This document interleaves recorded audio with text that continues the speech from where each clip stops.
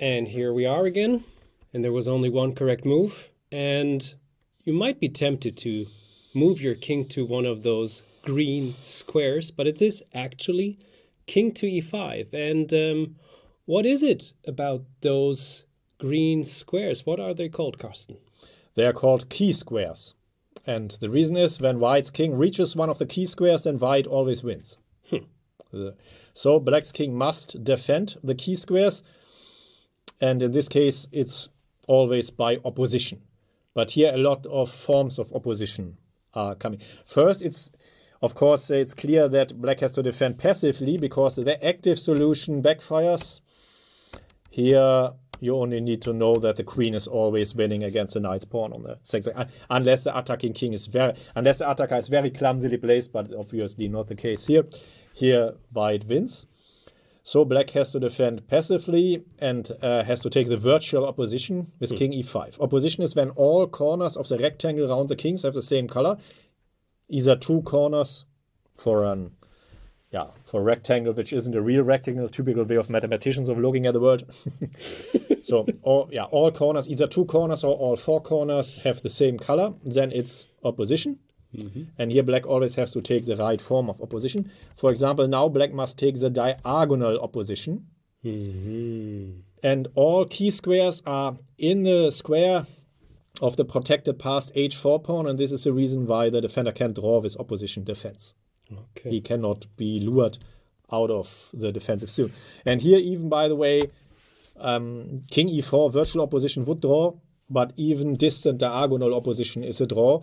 It's of course relatively seldom to have all these forms of opposition. Often you have the normal opposition and a bit more, but in this configuration everything can come.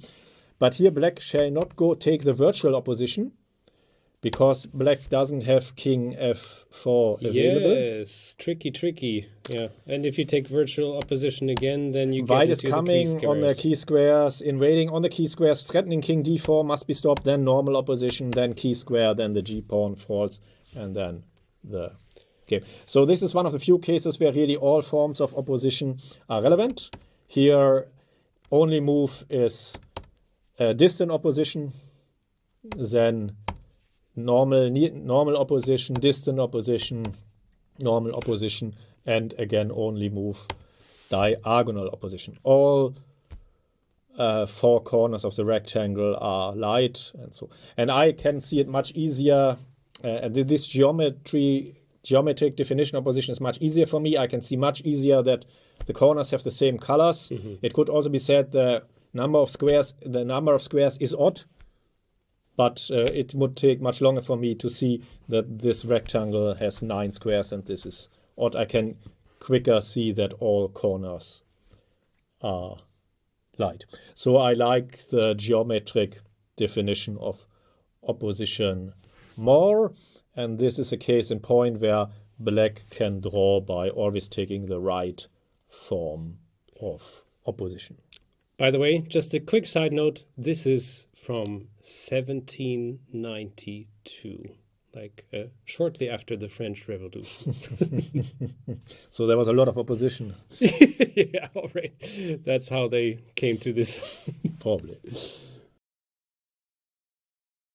In this example, we have a king and a white knight against a king and a black pawn. So in very, very many situations, there is not much to do with this, but white can actually find a checkmate here, a pattern. So you have to find the right move, of course, but you also, if you want to gain some extra points and sound extra cool and extra smart, you can also answer, what is this mate called? So we have 4 options again. It is called the knight check shadow, the Matulovic mate, the Stammers mate, or blinded by the night. Or blinded by the light. I'm already curious what you think, how to call this very old mating pattern. Yeah, and if you want to, you can also sing it in the correct lyrics.